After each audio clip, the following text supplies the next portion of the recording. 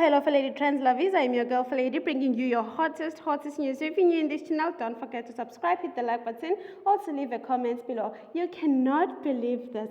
Simpiwe Ngema is actually pregnant.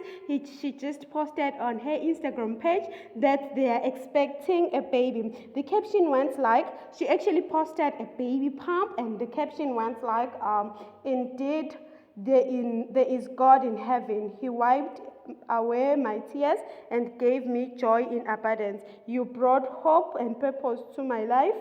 It's Dino Chiani. I will forever be grateful to you for this beautiful gift and for teaching me how to love again. I love you both with all my heart.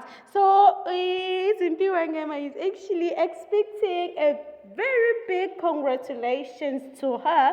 As we know, she lost her husband a couple years back. Thank you guys for watching. I am out. Till next time. Love you.